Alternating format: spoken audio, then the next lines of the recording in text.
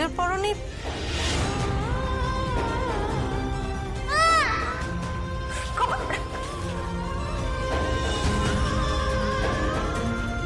এইটা হলো তো আমাদের চন্দনা দিদি, দাদার সবচেয়ে প্রিয় বোন, আমার থেকেও বেশি প্রিয়। আর এই চন্দনাদির কিন্তু বিয়ে হয়নি।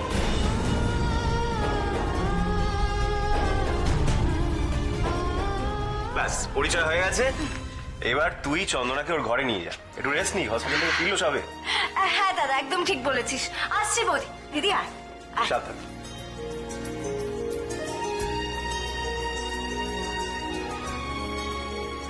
নিলয়, কি ব্যাপার বলো তো? তোমার বিবাহিত বোন হঠাৎ অবিবাহিত হয়ে গেল কি করে? দেখো বৈশাখী, ওর মেমোরি লস হয়েছে, সেই জন্য জেঠুমণি চান না যে ওর আগের লাইফের কথা ওর মনে পড়ুক। এই আবার কেমন কথা? মানে যতই মেমোরি লস হোক, একটা মেয়ে 6 বছর আগে বিয়ে করে নিজের ইচ্ছে চলে গেল, তার বিয়ের কথা তো এমনিতেই জনে জনে জিজ্ঞেস করবে। আর তুমি প্রত্যেকের মুখ কি করে বন্ধ করবে নিলয়?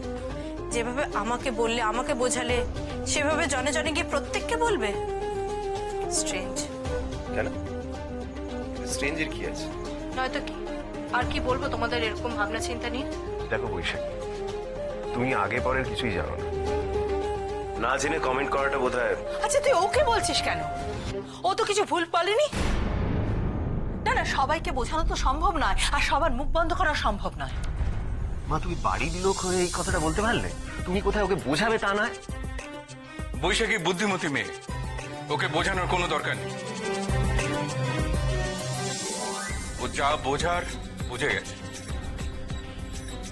আর নিলয়, দাদা যা বলছে বলুন, চন্দনার বিয়ের কথা ওকে না মনে করে দেওয়ার সিদ্ধান্তটা যে খুব অদ্ভুত, সেটা কি তুই নিজে বুঝতে পারছিস না? না, বুঝতে পারছি না। আর তার সাথে এটাও বুঝতে পারছি না তোমরা কোথায় বিয়ের বিষয়টা চন্দনার কাছ থেকে লুকোবে, সেটা না করে তোমরা। শোনো, আমি একটা ভালো কথা বলে দিচ্ছি, তোমরা যদি জেনে শুনে বিয়ের বিষয়টা চন্দনার কানে তোলো, আর এটা যদি জেঠুমণির কানে যায়, তাহলে কিন্তু এই বাড়িতে তিনি কুরুক্ষেত্র বাঁধাবেন।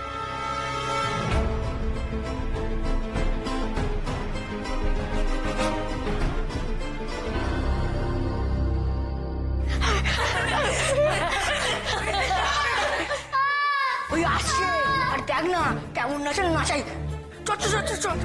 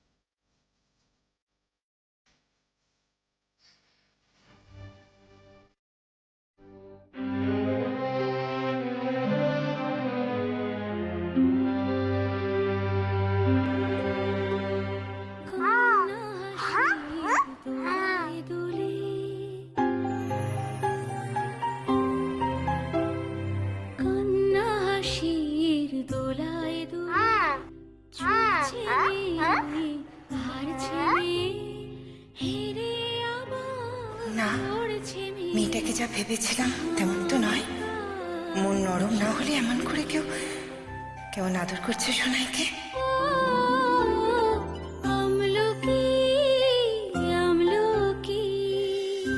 তবে ওরা কেন মেয়েটাকে জঙ্গলি জঙ্গলি বলে ডাকছিল? আর মেয়েটাই বা বীরুকে কামড়াতে গেল কেন? নিশ্চয় বীরু ওকে কোনোভাবে বিরক্ত করেছিল, তাই নিজেকে বাঁচাতেও কামড়েছিল বীরুকে। না না, এটা ওরা একদম ঠিক করেনি। একে মেয়েটা কথা বলতে পারে না, তাকে নিয়ে কেন মশকরা করলো ওরা?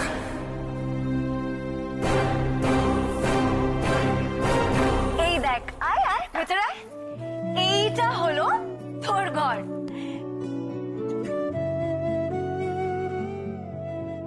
জানিস দিদি, তুই আজকে আসবি বলে কাল সারা রাত আমি এই ঘরটা গুছিয়েছি আগের মতো, ঠিক যেমনটা তুই ফেলে রেখে।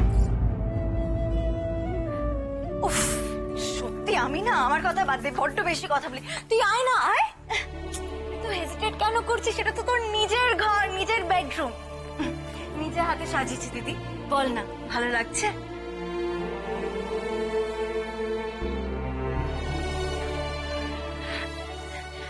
এই দিদি শোন না, তুই চটপট চেঞ্জ করে নে।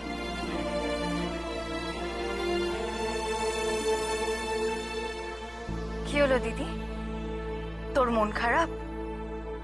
মন ভালো নেই?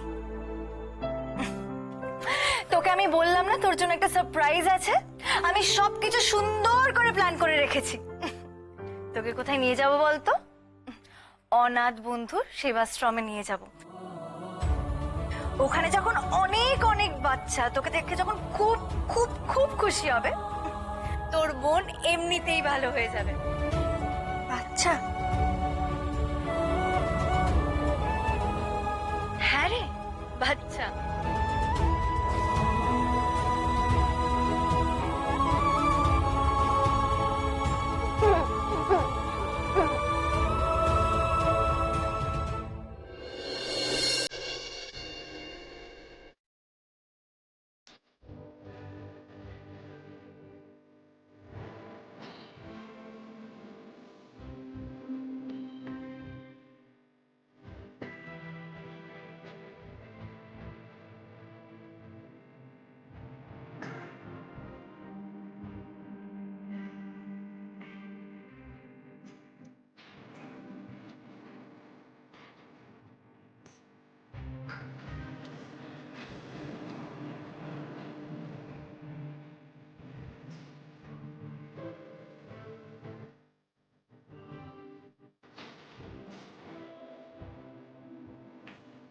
চলো চলো, এসো এসো।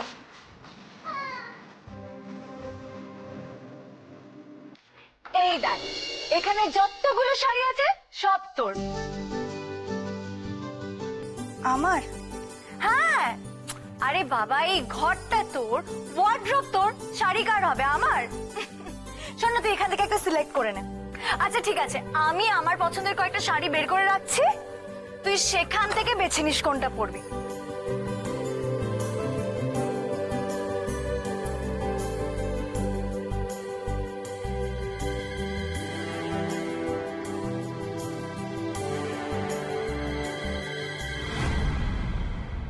আচ্ছা, একটা কথা বলবো? বল না। তখন যে বললে আমার বিয়ে হয়নি,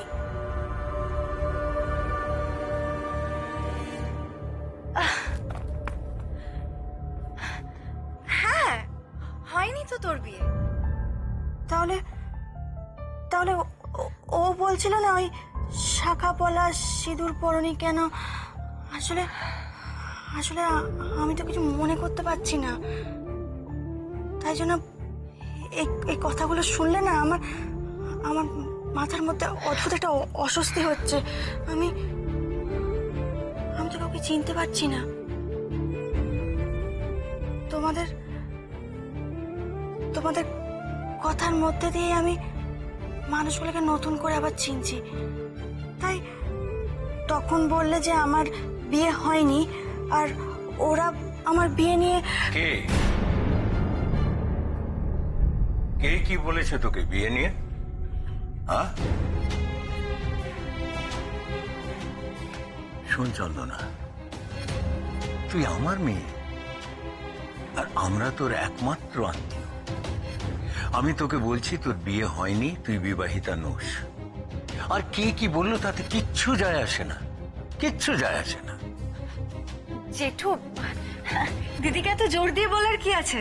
তোমার কথা দিদি সব বুঝতে পেরেছে। আমরা এখন একটু বেরোই, তাহলে দিদি চটপট চেঞ্জ করে নেবে। দিদি শোন, আয় আয়, এখানে আয়। তুই শাড়িটা বেছে নে, হ্যাঁ? আমি আসছি।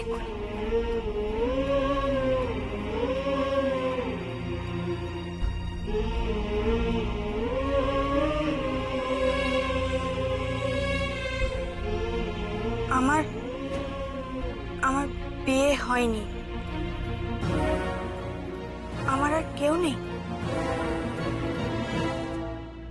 এরা ছাড়া কেউ নেই।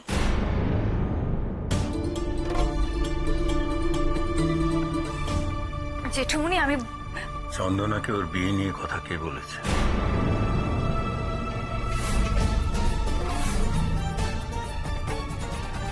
জেঠু শোনো, তুমি একটু শান্ত হও। আমি আমার কথার উত্তর দে মোহনা। আমার বারণ সত্ত্বেও কে চন্দনার সাথে ওর বিয়ে নিয়ে কথা বলেছে? বৌদি।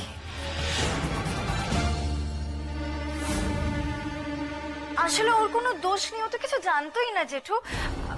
আমরা দিদিকে ওর সঙ্গে আলাপ করানোর জন্যই ওর ঘরে নিয়ে গেছিলাম, আর আমরা কিছু বলার আগেই ও। তবে তুমি কিছু ভেবো না, আমি সবটা সামলে নিয়েছি, আর এদিকে মা বাবা নিশ্চয়ই ওকে সবকিছু বুঝিয়ে দিয়েছে জেঠু।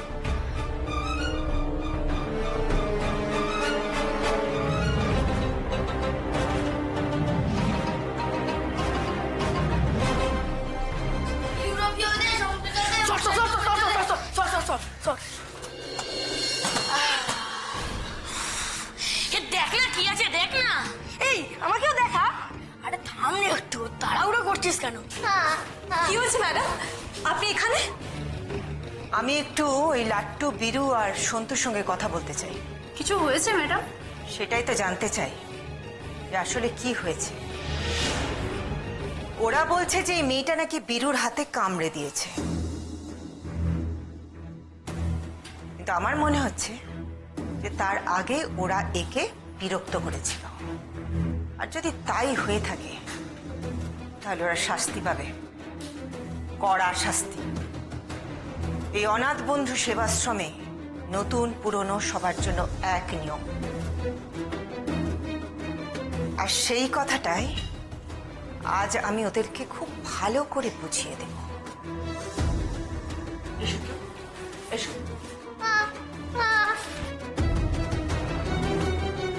আমি দেখছি, দাঁড়া দাঁড়া।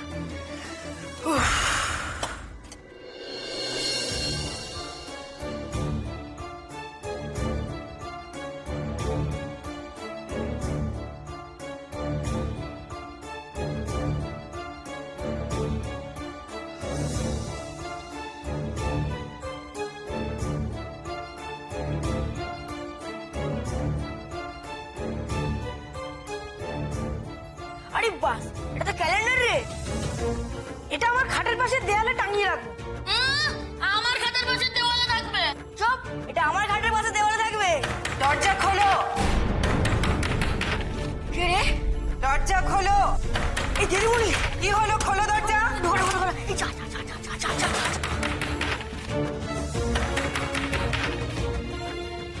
এই ক্যালেন্ডারটা তো ঢোকানো হলো না।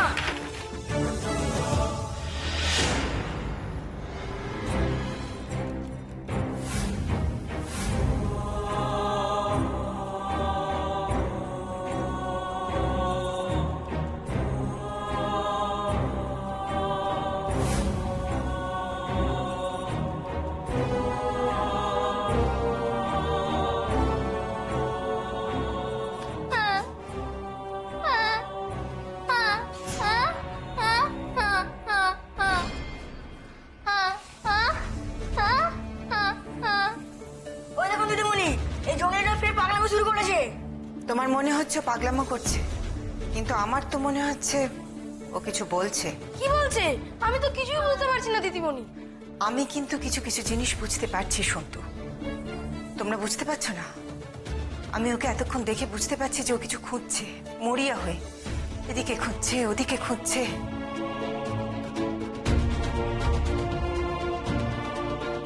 তোমরা কি ওর কোনো জিনিস নিয়েছো?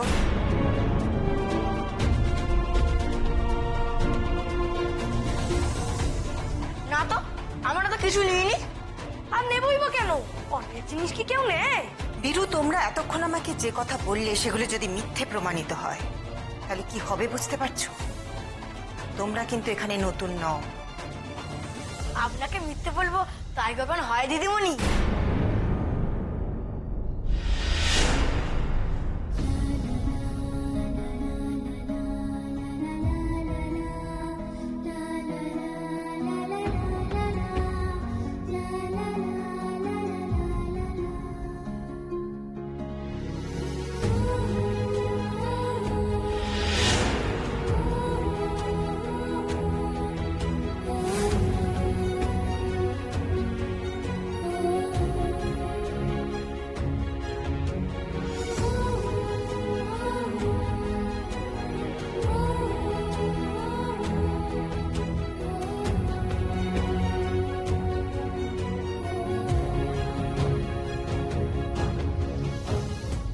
বছর মেয়েটা স্বামীর ঘর করলো আর এখন বলছে মেয়ের বিয়ে মেনে নেবে না। এর কোনো যুক্তি আছে? না, মানবো না।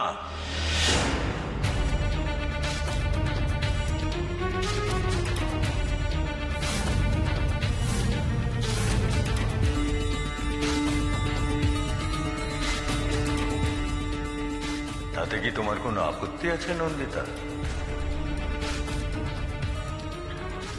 ওকে এইভাবে বলছো কেন দাদা? রাম, আসলে কি জানিস তো, তোরা আমাকে বুঝিস না, বোঝার চেষ্টাও করিস না। আমি তোমাকে বুঝি না? কি বলছো দাদা? না, তুই বুঝিস না। যদি বুঝতি তাহলে আমায় এত কথা বলতে হতো না। তাহলে নন্দিতা ওইসব কথা বলার অনেক আগে তুই ওকে থামিয়ে দিতি। দাঁড়িয়ে দাঁড়িয়ে ওর কথা গিলছে।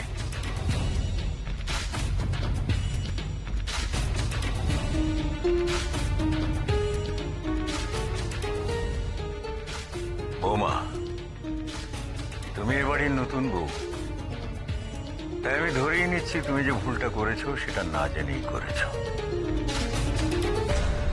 কিন্তু এবার তো জেনে নিতে হবে, এবারে নিয়ম কানুনগুলো তোমাকে জানতে হবে সব। আর তার মধ্যে সবচেয়ে গুরুত্বপূর্ণ যে নিয়মটা সেটা আমি তোমাকে শিখিয়ে দিচ্ছি। এ বাড়িতে আমার কথাটাই শেষ কথা।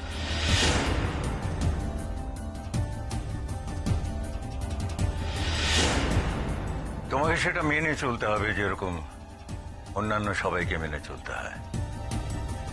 আর নন্দিতা, আমার তো এতদিন মনে হয়েছে যে আমার সব কথাই তুমি খুব খুশি মনে মেনে নিয়েছো। আশা করি সেই পরামর্শই তুমি তোমার বৌমাকে দেবে।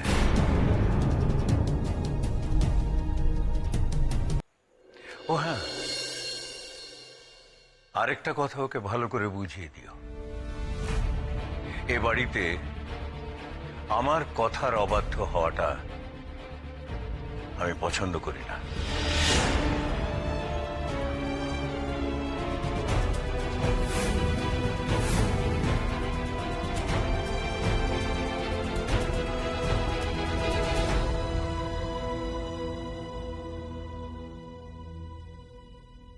মা, তুমি একটু চুপ থাকতে পারো না? তোমার জেঠুও বোধহয় সেটাই চায়, যে বাড়ির প্রত্যেকটা মানুষ চুপ থাকুক। সেটা উনি চাইতেই পারেন, তাতে আমার কোনো আপত্তি নেই। কিন্তু সরি মোহনা, আমি তো সেটা পারবো না। বৌদি প্লিজ, বৌদি তুমি এভাবে বলো না। কি বলো তো, জেঠুর মন না খুব নরম। কটা দিন গেলে তুমি সেটা নিজেই বুঝতে পারবে। আসলে কি বলো তো, জেঠু না দিদিকে খুব ভালোবাসে, তাই আরেকবার যাতে দিদিকে না হারাতে হয় সেই জন্যই তো। করতে তুই দিদিকে না হারাতে হয়? এতদিন উনি কি বলে এসেছেন? চন্দনা আমার মেয়ে নয়, ওকে আমি ত্যায্য করেছি। আমার উপরে, আমার সম্পত্তির উপরে কোনো অধিকার নেই ওর। আমি ওর মুখ দেখতে চাই না। কি এসবকে সবাইকে তো বলেছে এসব কথা? আর এখন দেখো, এখন যেই মেয়ে ফিরে এলো অমনি সব ভুলে গেল। আর ওই মেয়ের সামনে আমাদের অপমান করা, আমরাই নাকি ওনাদের সব। এখন কি হলো? সব শেষ তো? মা, আমি তো একটা কথা বুঝতে পারছি না, আমাদের সবাইকে ওনার কথা কেন শুনতে হবে, কেন মেনে চলতে হবে? আর আর তার থেকেও বড় কথা মা, আমরা এসব কথা শোনার পরও কেন এ বাড়িতে পড়ে আছি? আর বাবা, আপনি প্লিজ আজকে জেঠুর সঙ্গে কথা বলুন, ওনাকে আমাদের ভাগ বুঝিয়ে দিতে দিন। বৌদি, বৌদি এসব কি বলছো তুমি? ভাগের কথা? আমারও কি মনে ইচ্ছে হয় না? কিন্তু ভাগটা হবে কিসের? কেন?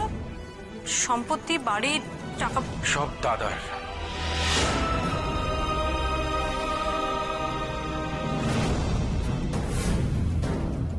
আমি শুধু দাদার দোকান সামলাই, কর্মচারীও বলতে পারো, আর নিলয়ও তাই।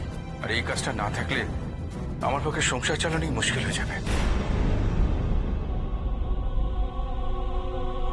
কি? বৌদি, বৌদি শোনো, তুমি এসব নিয়ে একদম টেনশন করো না। জেঠু জেঠিমুনির কাছে আমরাই সব। এই সংসার আমাদেরও, আমরা কোনো অংশে কম না গো এই সংসারে। হ্যাঁ, I am sorry Mohona, sorry, আমাকে আর কিচ্ছু বোঝাতে হবে না, আমি সব বুঝে গেছি।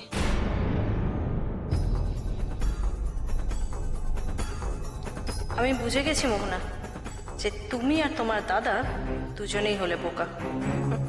ওই চন্দনার আশাতে তোমাদের গলায় কোপ পড়লো সেটাও তোমরা বুঝতে পারছো না, কিন্তু আমি বুঝে গেছি ওই চন্দনাদির এখানে থাকার জন্য আমাদের ভুগতে হবে, আর তার থেকে বাঁচার একটাই উপায়, চন্দনাদি এখানে থাকবে না।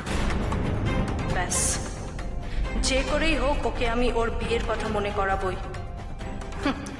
আর বরকে মনে পড়লেই ও তো বাড়ি ছাড়বেই।